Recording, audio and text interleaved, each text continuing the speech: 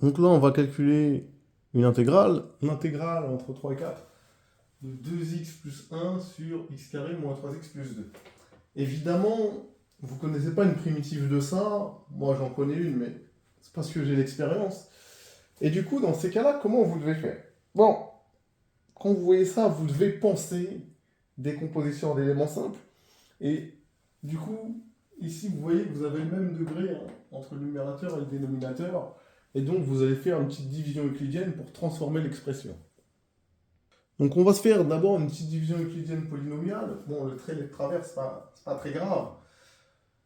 Et du coup, là, je vais donc avoir 2, et ça me fera 2x au carré moins 6x plus 4. Et donc, quand je vais faire ma soustraction, évidemment, j'aurai 0. Ici, j'aurai plus 6x moins 3.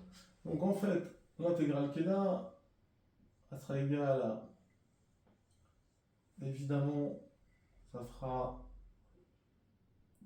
2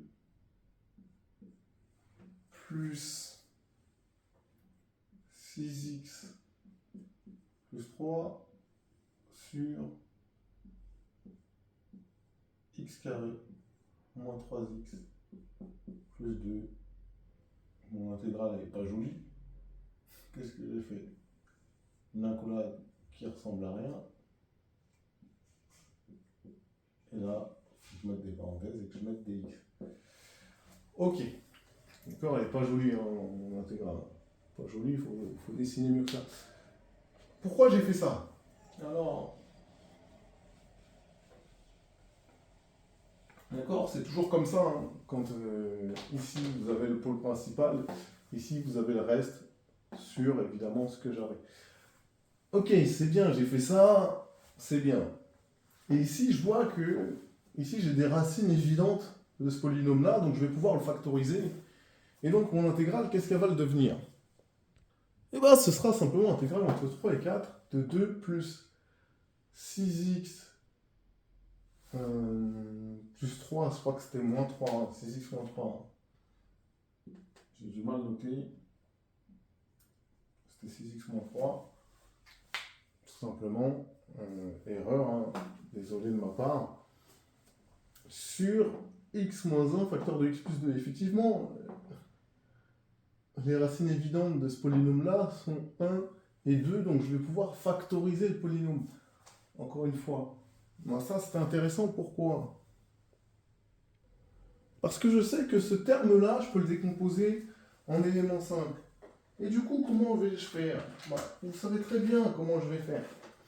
Et donc, maintenant, il faut que je trouve A et B. Pour trouver A, ça va être simple. Je vais multiplier de chaque côté, évidemment, par x moins 1.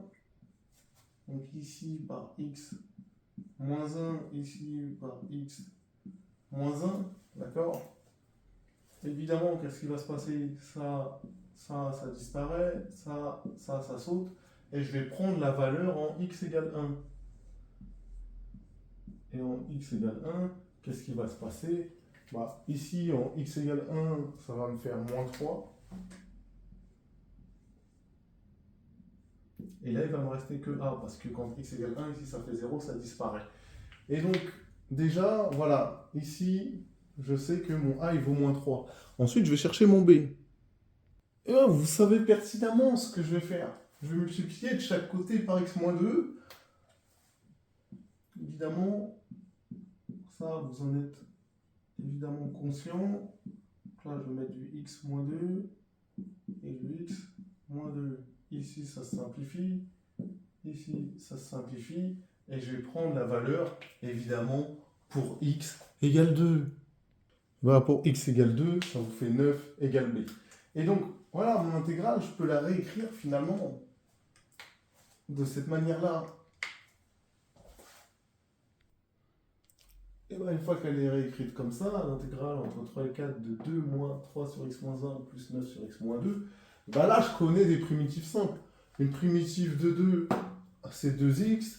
Une primitive de moins 3 sur x moins 1, c'est moins 3 ln de valeur absolue de x moins 1. Et une primitive de 9 sur x moins 2, c'est 9 ln de valeur absolue de x moins 2. tout simplement. Bah voilà, pourquoi j'ai retiré les valeurs absolues là? Bah parce que je sais que quand x varie entre 3 et 4, la valeur absolue de x moins 1, c'est x moins 1, et de la même manière pour x moins 2. Bah, voilà, maintenant, il suffit de calculer valeur en 3, valeur en 4 moins valeur en 3. Bon, vous savez le faire, hein, je ne sais même pas si j'ai besoin de le faire.